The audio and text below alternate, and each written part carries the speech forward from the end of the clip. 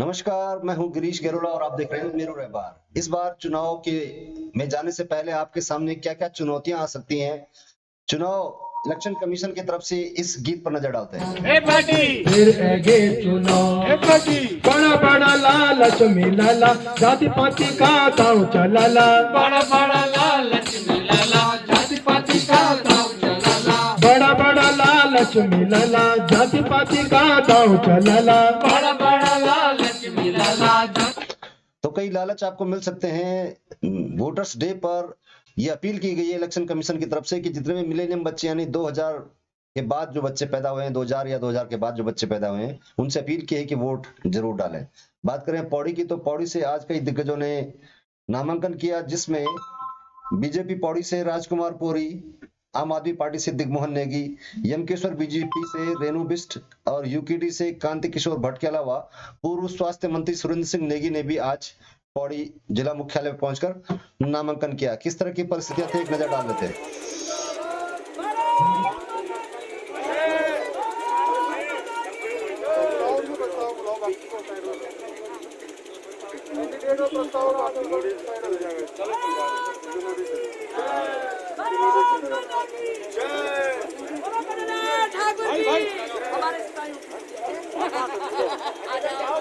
इधर से भाई इधर से है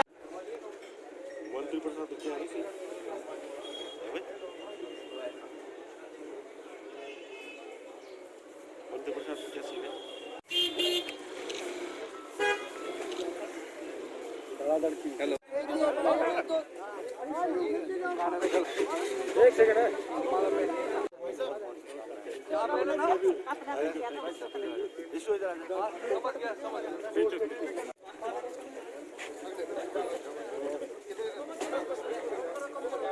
राष्ट्रीय पार्टियां करती हैं जातिगत झगड़े, ये हमारा इससे कोई लेना देना नहीं। हम उत्तराखंडी हैं, गुरुकुल नार्सन से लेकर बद्रीनाथ तक के बीच की परिधि में रहने वाला हर व्यक्ति उत्तराखंडी है। उनके बुनियादी विकास के लिए उत्तराखंड क्रांति दल तत्पर रही है।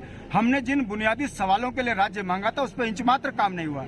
रोजगार के नाम पर उत्तराखंड के नौजवान बच्चों के रोजगारों को बेचा जा रहा है। पलायन इस कदर बढ़ चुका है कि पहाड़ में केवल 48 लाख लोग रह गए। मैदानी क्षेत्रों में जनसंख्या का घनत्व बढ़ गया। यमकेश्वर विधानसभा के अंदर जो है एनजीटी कानून के कारण हमारा विकास अवरुद्ध है।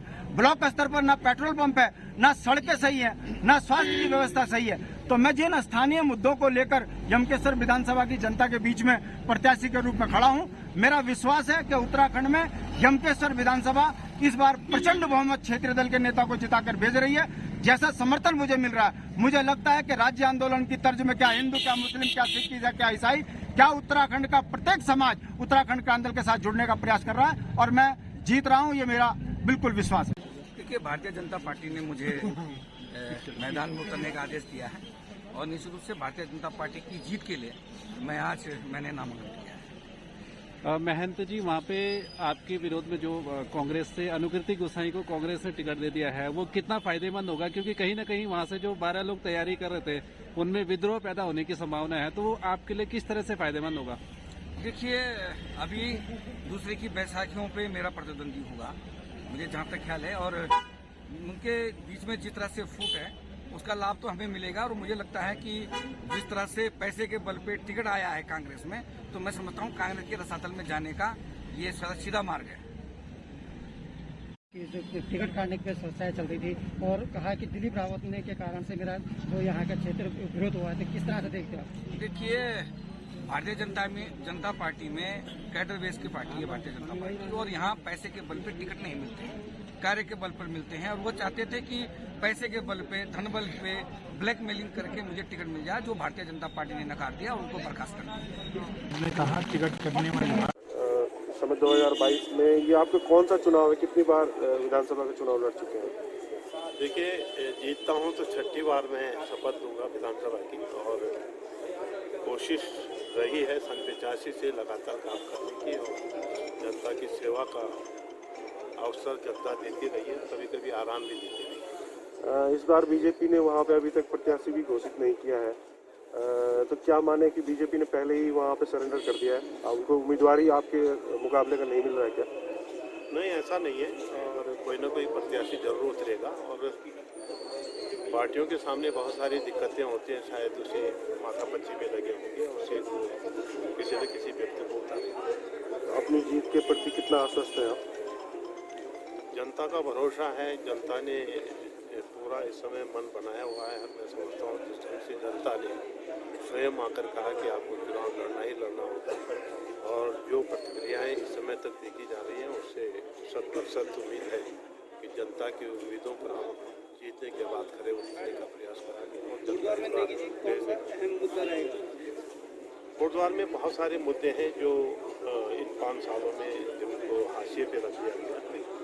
पहला मुद्दा तो यह है कि मेडिकल कॉलेज अगर वहाँ पर बन गया होता तो आज पूरे संपूर्ण जो है जनपद पौड़ी गढ़वाल और चमोली गढ़वाल के लिए लाभान्वित होता है, क्योंकि एक ऐसा स्थान जहाँ पर की फैकल्टीज अवश्य आती है और यहाँ पर जो फैकल्टीज हैं स्वाभाविक रूप से विकट भौगोलिक परिस्थितियों की वजह से दूर दराज में नहीं जा पाते हैं।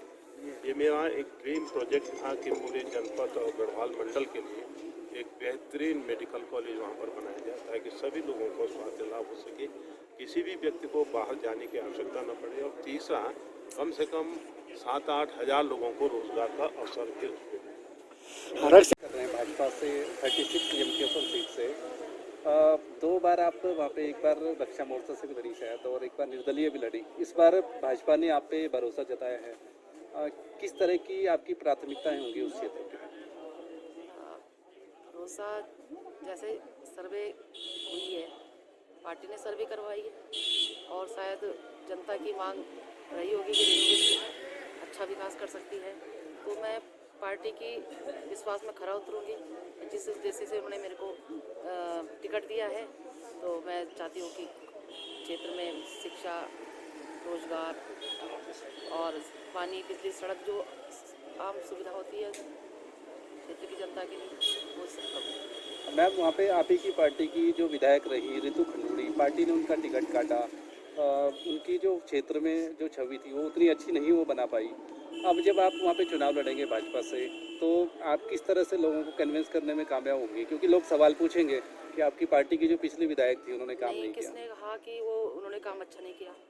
काम अच्छा किया उन्होंने, वो तो पार्टी की अंदरूनी बात है। उनको क्या पता बहुत अच्छे पद में ले जाना चाह रहे होंगे, ऐसा नहीं है। उनको भी बहुत अच्छा मिलेगा। वो तो एक ही कुछ समीकरण नहीं बैठ रहे होंगे, तो पार्टी ने निर्णय लिया है और वो तो बहुत अच्छा काम कर रही थी और अच्छी भी थी। ऐसा नहीं है कि तो खैर बार बार प्रचार करना विपक्षियों का काम है, ऐसा नहीं है। पार्टी ने जो भी किया है, जो भी करेगी अच्छा करेगी। वहाँ पे और हमारी सीट बम्पर वोटों से जीत भी रही है उनके आशीर्वाद से। शैलेंद्र रावत भी वहाँ पे मैदान में कूद चुके, यमकेश्वर विधायक जो कि यहाँ पे पूर्व प्रत्याशी भी थे, और उस समय आप वर्तमान में कांग्रेस में थे, लेकिन आपने निर्दलीय चुनाव लड़ा। तो इस बार किस तरह से देखते हो वहाँ के चुनाव को आप? अब देखिए, जो इंसान अपने क्षेत्र में अच्छा काम करेगा उसको भागने की जरूरत ही नहीं पड़ेगी, मेरा मानना ये। हम लोग भी तो इतने सालों से लड़ रहे हैं, चाहे मैं निर्दलीय लड़ी हूँ, इसके बावजूद मैं 2nd नंबर पे आई हूँ, 3rd नंबर पे आई थी पिछली बार। आज मुझे उसी की बदौलत ये है कि क्षेत्र के मेरे को टिकट भी मिला है। मगर उनका तो ये है ना कि अपने कार्यकर्ताओं को पहले एक जगह विश्वास दिलाओ, अगर आपका वहाँ अगर फ़ायदा ना हो तो आप दूसरी जगह चल जाओ। वहाँ के कार्यकर्ताओं को उनमें उम्मीद जगाओ, अगर आपको वहाँ फ़ायदा ना हो फिर तुम तीसरी जगह चले जाओ। तो इनका तो यही है इधर उधर भागने का। मगर मेरा, मैं चाहे मैं किसी से भी लड़ी हूँ, पर मैंने अपने क्षेत्र की जनता को कभी नहीं छोड़ा। ये पार्टी का निर्णय होता है, आज किसी को मिला कल दूसरे को मिलता है, और इसमें कोई नाराज़गी नहीं है। सब भारतीय जनता पार्टी के कार्यकर्ता हैं। आज मुझे मिला, कल हो सकता है किसी और को मिलेगा, और सब मिलके काम कर रहे हैं। और निश्चित रूप से भारतीय जनता पार्टी पौड़ी विधानसभा की सीट को विजय कर रही है। मैं ये मन में इतना कहूँगा कि भारतीय जनता पार्टी अपने बलबूते और घर घर जाकर गांव-गांव तक जो भारतीय जनता पार्टी की सरकार हमारी स्टेट में और केंद्र में है, उसने जो जनता के हित में योजनाएं बनाई हैं और जो लाभ हम लोगों को दिलाया, घर घर में लोगों को दिलाया है, तो उसका लाभ निश्चित रूप से मिलेगा। कांग्रेस में क्या हो रहा है उससे हमें कोई फर्क नहीं पड़ता। गौरी जी, अगर आप यहाँ से भाजपा से विजयी घोषित होते हैं, विजय हो जाते हैं, आपकी कौन कौन सी ऐसी प्राथमिकताएं होंगी शहर के लिए जिन पे अभी तक काम नहीं हो पाया? इस संबंध में इतना ही कहूँगा कि जो पिछली अधूरी योजनाएं छूटी हुई हैं, प्राथमिकता के साथ में उसके पूर्ण करने का कार्य करूंगा और उनके लिए प्रयास करूंगा कि जो हमारे शहर को अच्छा बनाने के लिए किया जा सकता है, हर संभव प्रयास करूंगा। राष्ट्रीय पार्टियां करती हैं जातिगत झगड़े।